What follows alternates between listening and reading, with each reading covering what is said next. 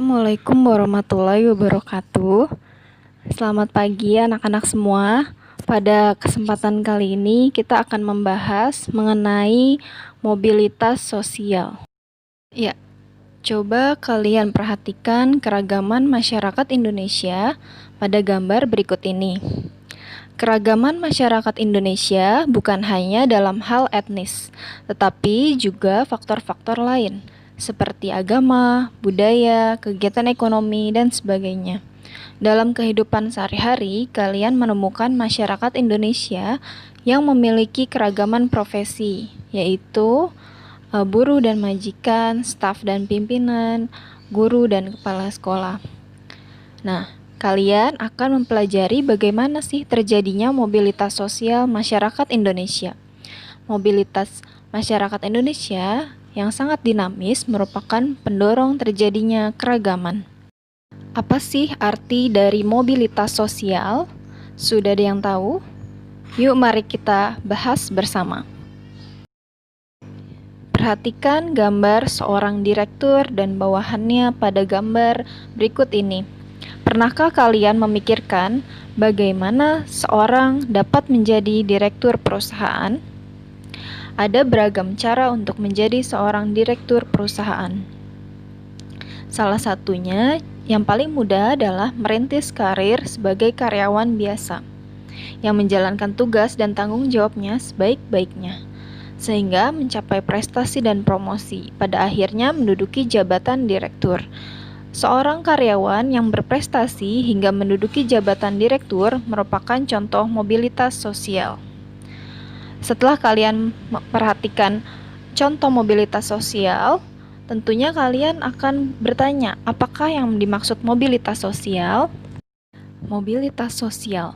Mobilitas berasal dari bahasa Latin, mobilis, yang berarti mudah dipindahkan atau banyak bergerak dari suatu tempat ke tempat yang lain. Kata sosial pada istilah mengandung makna seseorang atau sekelompok warga dalam kelompok sosial. Jadi, mobilitas sosial itu adalah perpindahan posisi seseorang atau sekelompok orang dari lapisan satu ke lapisan yang lainnya. Bentuk-bentuk mobilitas sosial.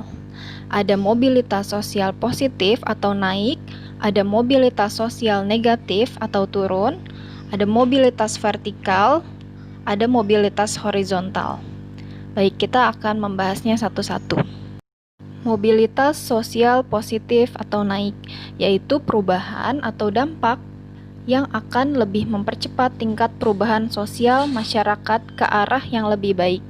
Sedangkan mobilitas sosial negatif atau turun, yaitu perubahan atau dampak yang akan lebih mempercepat tingkat perubahan sosial masyarakat ke arah yang lebih buruk. Selanjutnya ada mobilitas sosial vertikal. Adalah perpindahan seseorang atau sekelompok orang dari suatu kedudukan sosial ke kedudukan sosial lain yang tidak sederajat, baik pindah ke tingkat yang lebih tinggi atau yang lebih rendah. Mobilitas sosial vertikal dibagi menjadi dua, mobilitas sosial ke atas dan mobilitas sosial ke bawah. Mobilitas sosial ke atas yaitu mobilitas karena adanya peningkatan status atau kedudukan. Sedangkan mobilitas sosial ke bawah yaitu proses penurunan status atau kedudukan seseorang. Misalnya pada mobilitas vertikal ke atas, seorang karyawan karena prestasinya dinilai baik, kemudian berhasil menduduki sebagai kepala bagian dan manajer. Lalu, untuk contoh dari mobilitas sosial ke bawah, contohnya ini ada Bapak mantan presiden kita, Bapak Susilo Bambang Yudhoyono yang sudah tidak lagi menjabat sebagai presiden, akan mengalami mobilitas sosial ke bawah. Selanjutnya, mobilitas sosial horizontal, perpindahan status sosial seseorang atau sekelompok orang dalam lapisan sosial yang sama. Contohnya bisa kalian lihat pada gambar berikut ini. Di situ ada tukang bangunan yang tadinya bekerja sendiri, terus di sampingnya itu ada pekerja bangunan yang melakukan pekerjaannya bersama-sama. Nah, di situ status sosialnya masih tetap sama, yaitu menjadi tukang bangunan. Selanjutnya, kita akan membahas mengenai faktor-faktor dari mobilitas sosial. Ada faktor pendorong dan faktor penghambat mobilitas sosial. Faktor pendorong mobilitas sosial yang pertama adalah faktor struktural, faktor individu, faktor sosial, faktor ekonomi, faktor politik, dan kemudahan dalam akses pendidikan. Faktor yang pertama yaitu faktor struktural. Kalian tentu mengenal semua presiden yang pernah memerintah Republik Indonesia, seperti gambar berikut. Kedudukan yang tinggi bukan lagi didasarkan pada keturunan, tetapi pada kemampuan hingga kemudian dipercaya menjadi seorang pemimpin. Struktur masyarakat Indonesia sangat terbuka. Orang miskin dapat mengalami mobilitas sosial setinggi-tingginya, bahkan menjadi presiden. Selanjutnya, faktor individu. Setiap individu memiliki perbedaan dalam hal sikap, pengetahuan, dan keterampilan. Dua orang memiliki pengetahuan dan keterampilan yang relatif setara belum tentu jadi berhasil dalam melaksanakan mobilitas sosial ke atas. Sebagai contoh, dua orang sarjana perguruan tinggi yang sama-sama melamar pekerjaan di suatu perusahaan. Hanya satu orang yang diterima karena dianggap memiliki ambisi dan komitmen dalam hidup. Faktor yang ketiga adalah faktor sosial. Setiap manusia dilahirkan dalam status sosial yang dimiliki oleh orang tuanya. Apabila ia tidak puas dengan kedudukan yang diwariskan oleh orang tuanya, ia dapat mencari kedudukan sendiri di lapisan sosial yang jauh lebih tinggi. Selanjutnya, faktor yang keempat, faktor ekonomi. Keadaan ekonomi dapat menjadi pendorong terjadinya mobilitas sosial. Keadaan ekonomi yang baik memudahkan individu dan kelompok melakukan mobilitas sosial. Dengan kondisi ekonomi yang baik, mereka mudah untuk memperoleh modal, pendidikan, dan kesempatan lainnya. Selanjutnya, faktor yang kelima, faktor politik. Bangsa Indonesia patut bersyukur karena memiliki stabilitas politik yang baik, sehingga pemimpin dapat menjalankan roda pembangunan dengan baik juga. Kondisi ini tentu berbeda dengan situasi Indonesia pada tahun 1945 sampai 1950. Pada masa tersebut, situasi politik dalam negeri tidak menentu. Hal ini jelas mempengaruhi mobilitas sosial warga negara. Selanjutnya, faktor yang keenam adalah kemudahan dalam akses pendidikan. Jika pendidikan berkualitas mudah didapat, tentu mudah juga bagi orang untuk melakukan pergerakan atau mobilitas dengan berbekal ilmu pengetahuan yang diperoleh. Namun, sebaliknya, kesulitan dalam akses pendidikan yang bermutu menjadikan orang tak menjalani pendidikan yang bagus, serta sulit untuk mengubah status karena kurangnya penguasaan ilmu pengetahuan. Bagaimana dengan pendidikan di Indonesia pada masa sekarang? Kalian patut bersyukur karena rakyat Indonesia memiliki kesempatan yang sama dalam mengakses pendidikan. Selanjutnya ada beberapa faktor penghambat mobilitas sosial. Yang pertama adalah diskriminasi, yang kedua adalah kemiskinan. Diskriminasi berarti pembedaan perlakuan karena alasan perbedaan bangsa, suku, ras, agama, dan golongan. Pada masa penjajahan terjadi diskriminasi pemerintah Hindia Belanda terhadap masyarakat keturunan Eropa dan masyarakat Indonesia. Masyarakat Indonesia disediakan sekolah yang kualitasnya berbeda dengan sekolah-sekolah untuk orang-orang Eropa.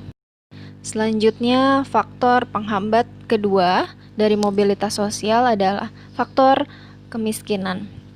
Faktor ekonomi dapat membatasi mobilitas sosial. Bagi masyarakat miskin, mencapai status sosial tertentu merupakan hal yang sangat sulit.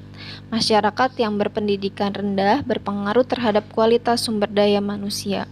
Akibatnya, tingkat kemudahan untuk mendapat pekerjaan pun menjadi terbatas. Saluran-saluran mobilitas sosial. Ada 4, yaitu pendidikan, organisasi politik, organisasi ekonomi, dan organisasi profesi. Saluran pertama adalah pendidikan. Pendidikan merupakan saluran bagi mobilitas vertikal yang sering digunakan. Karena memiliki pendidikan, orang dapat mengubah statusnya. Pendidikan merupakan kesempatan bagi setiap orang untuk mendapatkan kedudukan yang jauh lebih tinggi. Selanjutnya, saluran yang kedua adalah organisasi politik.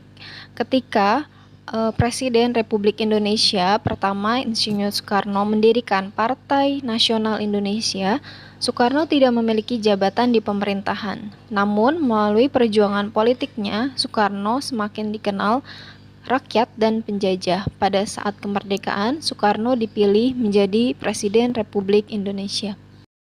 Selanjutnya, saluran ketiga, organisasi ekonomi.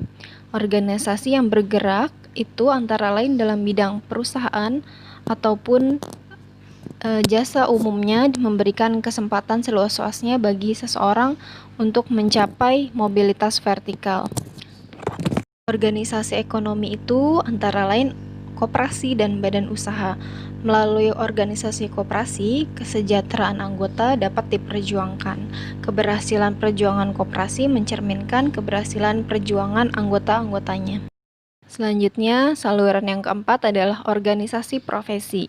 Contoh organisasi profesi lainnya yang dapat dijadikan sebagai saluran mobilitas vertikal, contohnya adalah Persatuan Guru Republik Indonesia. Karena organisasi profesi merupakan himpunan orang-orang yang memiliki profesi yang sama, sehingga mereka akan lebih kompak dan kuat dalam memperjuangkan profesinya. Selanjutnya kita akan membahas dampak mobilitas sosial. Apa dampak dari mobilitas sosial? Sudah ada yang tahu? Mari kita bahas bersama. Dampaknya ada dampak positif dan dampak negatif. Untuk dampak positifnya mendorong seseorang untuk lebih maju. Kedua, mempercepat tingkat perubahan sosial, meningkatkan integrasi sosial. Untuk dampak negatifnya, terjadinya konflik, bisa menimbulkan konflik, dan juga gangguan psikologis.